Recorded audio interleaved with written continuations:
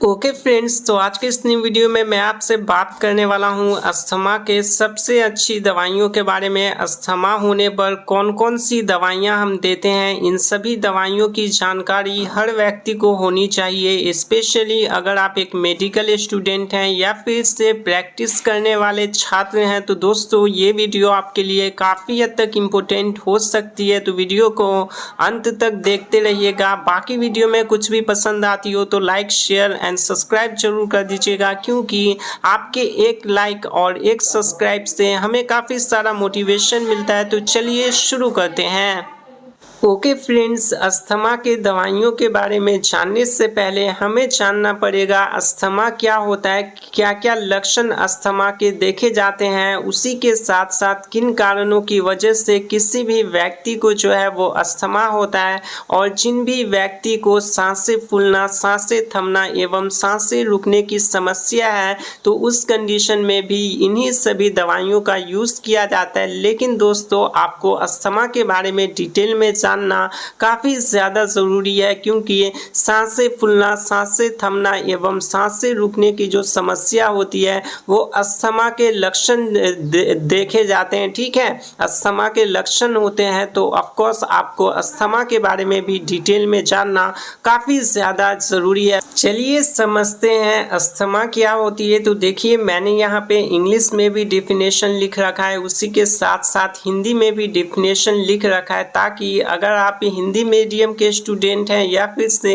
English medium के student हैं तो आपको प्रॉब्लम जो है वो बिल्कुल भी नहीं होने वाली है। वहीं पर अस्थमा एक ऐसी स्थिति होती है जिसमें किसी व्यक्ति के वायु मार्ग में सूजन एवं संकीर्णता आ जाती है और अतिरिक्त बलगम उत्पन्न होता है, जिसमें सांस लेना काफ़ी ज़्यादा मुश्किल होता है। ठीक है दोस्तों, आगे मैं आपको कुछ एग्जाम्पल से काफ़ी अच्छे तरीके से क्लियर कर दूंगा कि सांस लेने में कैसे दिक्कत होती है। फ्रेंड्स, अब हम यहाँ पे समझने वाले हैं कि नॉर्मल लंग एक्चुअल में कैसी होती है, वहीं पर एस्थमेटिक लंग जो होता है वो कैसा होता है। तो आप यहाँ पे देख सकते हैं कि ये जो हमारा हो गया वो एयरवे हो गया। ठीक है, एयरवे कहने का मतलब कि सांस लेने की नली। वहीं पे नॉर्मल लंग की मसल्स जो होती है वो रिलैक्स्ड होती है, बाकी एस्थमेटिक लंग की मसल्स जो होती है वो टाइटनेस होती है। टाइटनेस कहने का मतलब सख्तपन आ जाना। ठीक है, काफ़ी ज़्यादा कठोरता, ठोस हो जाना। फिर नॉर्मल लाइनिंग यहाँ पे आप देख सकते हैं, एयरवे के बॉर्डर पे जो है वो लाइनिंग कैसा होता है, नॉर्मल सा होता है नॉर्मल लंग में। ठीक है, जो हेल्दी लंग है। वहीं पर इसमें एस्थमेटिक लंग में जो है वो स्वेलन लाइनिंग होता है। स्वेलन कहने का मतलब सूजन आ जाना। ऑफकोर्स जब एयरवे में सूजन आ जाएगी तो उसकी जो होल होती है, स्पेस होती है, वो काफ़ी ज़्यादा इंगेज होगी, जिस वजह से सांस लेने में काफ़ी ज़्यादा कठिनाइयाँ आएगी, परेशानी आएगी। फिर नॉर्मल लंग में हमारे को नॉर्मल अमाउंट ऑफ म्यूकस मिलता है। आप जैसा यहाँ पे देख सकते हैं एकदम ही नॉर्मल अमाउंट में जो है वो म्यूकस यहाँ पे भरा हुआ है। पर अगर हम एस्थमेटिक लंग्स के बारे में बात करें तो आप यहाँ पे देख सकते हैं कि एक्सेस अमाउंट ऑफ म्यूकस जो है वो एस्थमेटिक लंग में भरा हुआ है, जिस वजह से एयरवेज जो है वो काफ़ी ज़्यादा इंगेज्ड हो चुकी है, कंज्यूम हो चुकी है।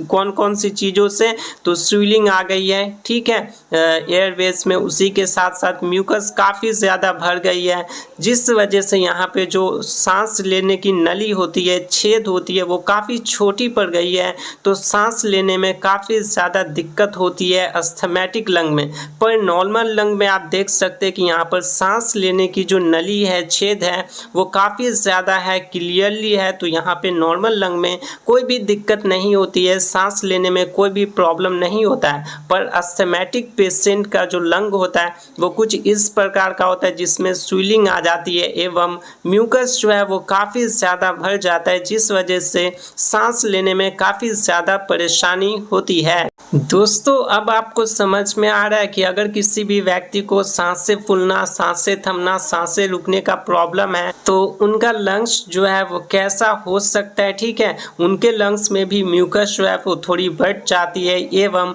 सूजन आ जाती है। तो उन्हें कम करने के लिए आगे दवाइयों के बारे में भी जो है वो मैंने बता रखा है। चलिए हम यहाँ पे समझते हैं, एक और एग्जाम्पल से यहाँ पे आपको क्लियर हो जाएगी कि एक्चुअल में जो नॉर्मल लंग होती है वो कैसी होती है और अस्थमैटिक लंग जो होती है वो कैसी होती है। तो यहाँ पे देख सकते हैं कि नॉर्मल लंग कुछ इस प्रकार से दिखता है जो कि क्लियर है एकदम, इसमें छेद यानी कि होल भी काफ़ी ज़्यादा है, सांस लेने में कोई भी प्रॉब्लम नहीं आएगी। वहीं पे अस्थमैटिक लंग जो होता है, एयरवेज होता है, ठीक है, सांस लेने की नली, उसमें काफ़ी ज़्यादा म्यूकस जो है वो भरा हुआ है, जिस वजह से हमारे को सांस लेने में काफ़ी ज़्यादा कठिनाइयाँ, परेशानियाँ जो है वो आएंगी, जिस वजह से सांसें फूलना, सांसें थमना, सांसें रुकने की प्रॉब्लम देखी जाती है। फ्रेंड्स अब हम बात करते हैं कॉमन कॉज ऑफ अस्थमा, यानी कि अस्थमा होने के क्या क्या कारण हो सकते हैं। तो सबसे पहला आता है पॉल्यूशन की वजह से भी जो है वो अस्थमा हो सकती है। फिर आती है स्मोकिंग, काफ़ी ज़्यादा स्मोक कर रहे हो तो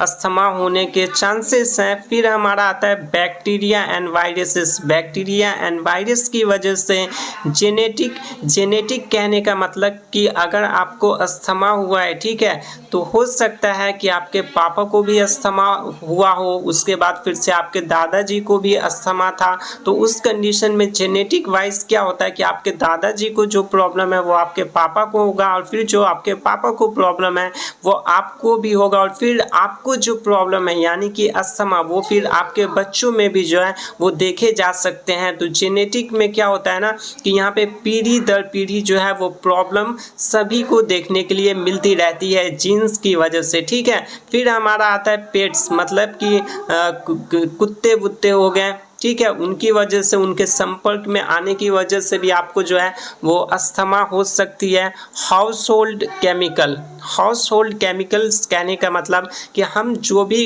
डेली वेज में खाना खाते हैं, ठीक है, उसमें क्या होता है ना, केमिकल्स अगर अधिक मात्रा में देखे जाते हैं, जैसे कि मसाले हो गए, उसके बाद और भी काफ़ी ऐसे खाने की चीज़ें हैं जिसमें केमिकल्स मिलती है या मिलाकर बनाई जाती है, तो उसमें अगर अधिक मात्रा में केमिकल्स यूज़ की जा रही है तो उस कंडीशन में भी अस्थमा हो सकती है।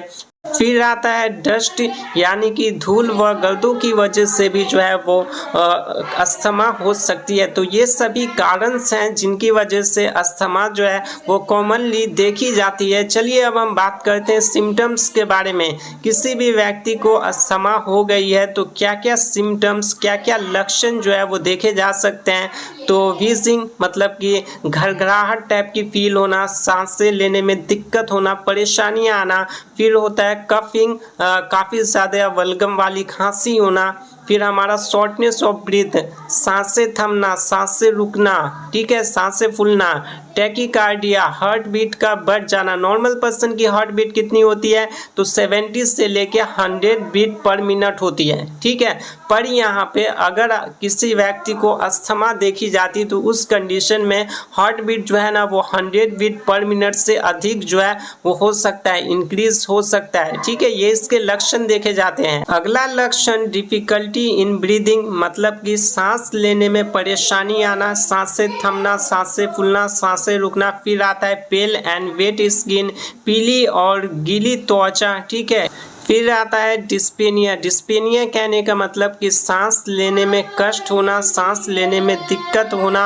और उसके बाद चेस्ट टाइटनेस का मतलब क्या होता है तो सीने का सख्त बन जाना, कठोर बन जाना, ठीक है। तो ये सिम्टम्स बेसिकली अस्थमा के कंडीशन में देखे जाते हैं। इन शॉर्ट आप काफ़ी आसान तरीके से समझिए तो देखिए यहाँ पे ये होता है ना, कफिंग वाली फीलिंग आना, मतलब कि बलगम वाली खांसी होना, सांसें फूलना, सांसें थमना, सांसें रुकना, ठीक है, स्किन का गीला पड़ जाना एवं पीली स्किन पर जाना, ये इसके कॉमनली सिम्टम्स जो है ना वो अस्थमा के देखे जाते हैं। देखिए किसी भी व्यक्ति को एक्यूट अस्थमा अटैक आती है तो उस कंडीशन में हम क्या करते हैं, तो इसमें पेशेंट को तुरंत रिलीफ कराना होता है। यहाँ short acting beta 2 agonist medicine का यूज किया जाता है, जैसे कि सल्ब्यूटामोल रेसेमिक मिक्सचर, जो कि लीवो प्लस डेक्स्ट्रो दोनों का मिक्सचर होता है। सल्ब्यूटामोल में किसका मिक्सचर होता है, तो लीवो एंड डेक्स्ट्रो दोनों का मिक्सचर होता है, जो कि हमारा क्या बनता है, तो लीवो सल्ब्यूटामोल बनता है, ठीक है। और यहाँ पर एक्यूट अस्थमा अटैक आया तो उस कंडीशन में कौन सी मेडिसिन हम देते हैं और कौन सी मेडिसिन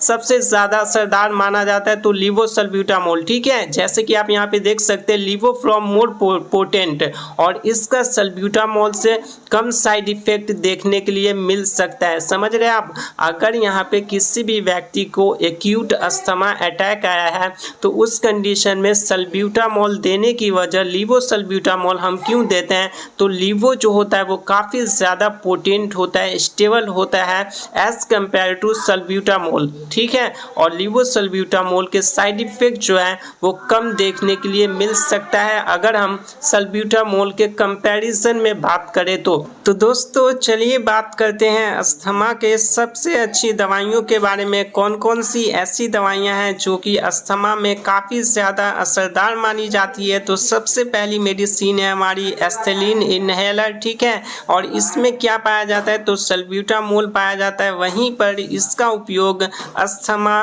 दमा, COPD, chronic obstructive pulmonary disease, देखिए COPD भी जो होती है ना वो एक लंग की प्रॉब्लम होती है, यानी कि सांस लेने में आपको कठिनाइयाँ, परेशानी जो है वो मिलती है। फिर से चिल्ड्रेन यानी कि 4 ईयर्स से ओल्ड के जो बच्चे हैं उनमें एस्थेलिन इनहेलर का यूज़ बिल्कुल भी नहीं किया जाता है, ठीक है। दोस्तों यहाँ पे हमारी अगली मेडिसिन जो है वो लिवोलिन इनहेलर है। देखिए अस्थमा के कंडीशन में ज़्यादातर हम इनहेलर ही यूज़ करते हैं, ठीक है।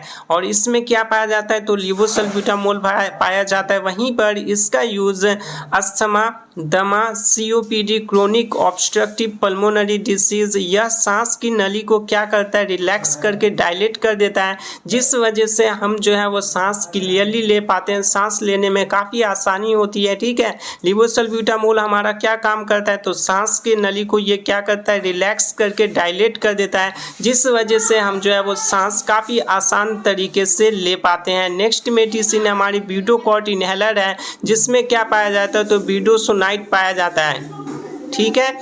वहीं पे इसके यूज़ के बारे में बात करें तो अस्थमा, दमा, COPD, chronic obstructive pulmonary disease, या फिर से किसी भी व्यक्ति को सांस लेने में दिक्कत आ रही है, कठिनाई आ रही है, जैसे कि सांसें फूलना, सांसें थमना, सांसें रुकना, ये सभी समस्या है, तो उस टाइम पर भी जो है वो इस मेडिसिन का यूज़ करते हैं। या फिर से आगे भी मैं आपको कुछ दवाइयाँ जो है वो बताने वाला हूँ। बाकी फ्रेंड्स ये मेडिसिन भी क्या करती है, तो ये सांस के नली को रिलैक्स करके डायलेट कर देती है, जिस वजह से हम जो है वो सांस काफ़ी आसानी तरीके से ले पाते हैं। बाकी दोस्तों अगर आपको वीडियो पसंद आई हो तो वीडियो को लाइक एवं चैनल को सब्सक्राइब जरूर कर लीजिएगा, क्योंकि आपके एक लाइक और एक सब्सक्राइब से हमें काफ़ी सारा मोटिवेशन मिलता है। नेक्स्ट मेडिसिन हमारी ड्यूलिन सैचेट आती है, जिसमें क्या पाया जाता है, चलिए यहाँ पे हम डिटेल में जान लेते हैं। तो इस मेडिसिन में जो है वो इप्राट्रोपिन ब्रोमाइड एंड लीवोसल्ब्यूटामोल जो है वो पाया जाता है, और ये जो है वो सैचेट में आता है और सॉल्यूशन बना के जो है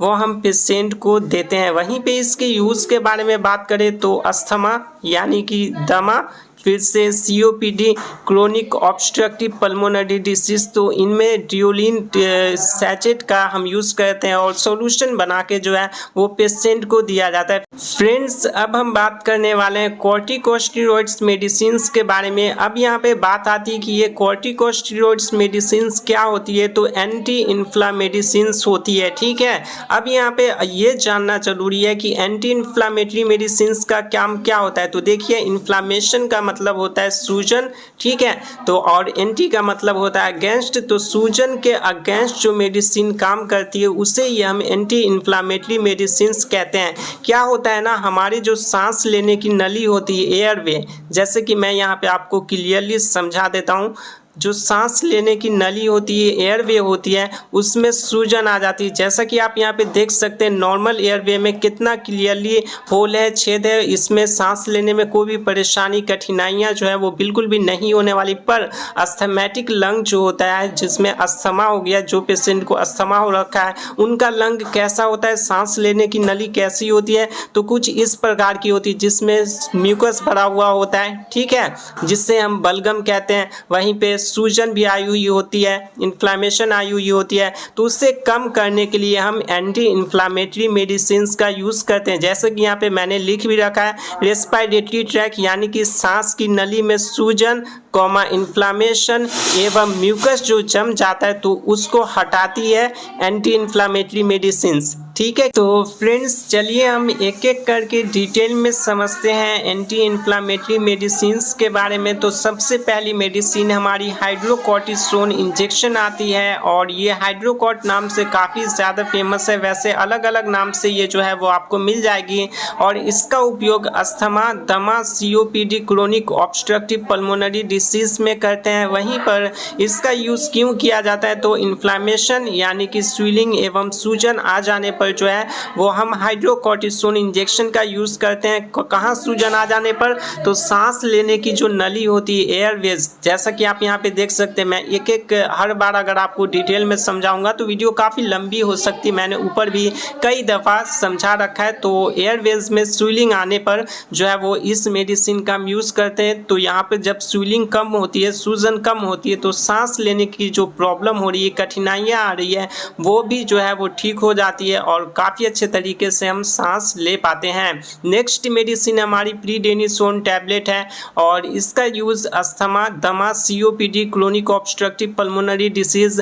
क्यों हम इस मेडिसिन का यूज़ करते हैं, तो एयरवेज यानी कि सांस लेने की नली में जो सूजन आ गई है, बलगम आ गई है, तो उसे कम करने के लिए, इन्फ्लामेशन को कम करने के लिए हम इसका यूज़ करते हैं। बाकी इसका डोज जो है वो 5 mg से लेकर 60 mg इन अ डे दिया जाता है। एक दिन में 5 mg से लेकर 60 mg तक डोज दिया जाता है। वहीं पर इसका ड्यूरेशन कितने आवर तक रहता है हमारे बॉडी में, ये मेडिसिन कितने टाइम तक असर हमारे शरीर में दिखाती है, तो 12 से लेकर 36 घंटों तक इस मेडिसिन का असर जो है वो हमारे शरीर में रहता है। दोस्तों नेक्स्ट मेडिसिन हमारी डेक्सोमिथासोन टैबलेट है, और ये डेक्सोना नाम से भी काफ़ी ज़्यादा फेमस है। वैसे ये अलग अलग नाम से आपको मिल जाएगी, पर आपको एक चीज़ याद रखना है कि साल्टेम हमारा क्या होना चाहिए, तो डेक्सोमिथासोन होना चाहिए, ठीक है। वहीं पे इसका यूज़ अस्थमा, दमा, COPD, chronic obstructive pulmonary disease में करते हैं। और क्यों करते हैं, तो इन्फ्लामेशन यानी कि सूजन को कम करने के लिए, सांस लेने की जो नली होती है, एयरवेज होते हैं, उसमें सूजन आ जाते हैं, म्यूकस भर जाते हैं, तो उससे कम करने के वास्ते हम इस मेडिसिन का यूज़ करते हैं, ताकि हम सांस जो है वो काफ़ी अच्छे तरीके से ले सके। वहीं पे इसका डोज 0.3 से लेकर 0.6 mg in a day by kg calculate करके देना है। यानी कि कोई भी व्यक्ति जितने भी kg का है तो उसे 0.3 से लेकर 0.6 mg के बीच का कोई भी नंबर ले लीजिएगा, उतने से मल्टीप्लाई कर दीजिएगा, ठीक है। और जो भी हमारा रिजल्ट आएगा उतने mg जो है वो उसे एक दिन में देना है। वहीं पर इस मेडिसिन का ड्यूरेशन कितने आवर का होता है, कितनी आवर तक ये मेडिसिन जो है वो हमारे बॉडी में असर दिखाती है, तो 36 से लेकर 72 घंटों तक जो है वो इस मेडिसिन का असर हमारे शरीर में होता है। दोस्तों अगर आप एक मेडिकल स्टूडेंट हैं या फिर से प्रैक्टिस करने वाले छात्र हैं तो आप स्क्रीनशॉट ले सकते हैं, या फिर से कॉपी में भी नोट डाउन कर सकते हैं लंबे समय तक याद रखने के लिए। फ्रेंड्स नेक्स्ट दवाई हमारी टेरिफाइलिन इंजेक्शन है, जिसमें हमारा क्या पाया जाता है, तो इटोफाइलिन, एंथियोफाइलिन इसमें जो है वो पाया जाता है। वहीं पर ये टेरिफाइलिन नाम से आती है, और इसका यूज़ अस्थमा, दमा, COPD, chronic obstructive pulmonary disease, फिर से इसका यूज़ हम इन्फ्लामेशन को कम करने में करते हैं, ठीक है। इन्फ्लामेशन, सूजन को कम करने में इसका यूज़ किया जाता है। बाकी इसके डोज के बारे में बात करें तो 2 ml इसका डोज दिया जाता है। जाता है। पर आपको एक चीज़ का ध्यान में रखना है, गैप यहाँ पे कितने आवर का लेना है, तो 6 से लेकर 8 आवर के गैप में ही इस इंजेक्शन का सेकेंड डोज जो है वो पेशेंट को लगाना है। मानिए किसी व्यक्ति को अभी आपने 2 ml डेरिफाइलिन लगाया और एक वाइल जो आती है वो 2 ml में ऑलरेडी आती है, ठीक है। तो एक वाइल आपने किसी भी पेशेंट को लगाई, उसके बाद आप फिर 1 घंटे बाद या 2 घंटे बाद लगा रहे हो, तो ऐसा बिल्कुल नहीं करना, नहीं तो काफ़ी खतरनाक साइड इफेक्ट जो है वो देखे जा सकते हैं, ठीक है। आपको 6 आवर से लेकर 8 आवर के गैप पर ही उस पेशेंट को सेकेंड डोज जो है वो डेरिफाइलिन का लगा सकते हैं। तो दोस्तों ये सभी दवाइयाँ थी जो कि अस्थमा यानी कि दमा में काफ़ी ज़्यादा असरदार जो है वो मानी जाती है। इन दवाइयों का यूज़ करके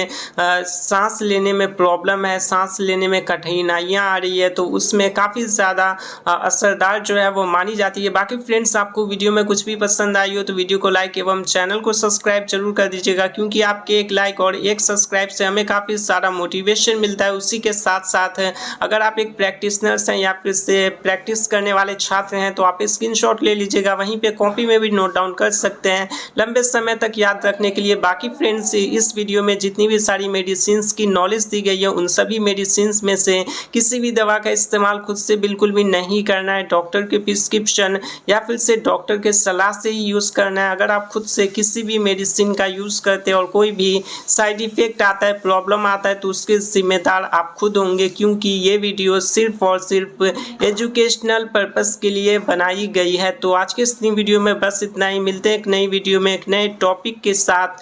तब तक के लिए जय हिंद, वंदे मातरम।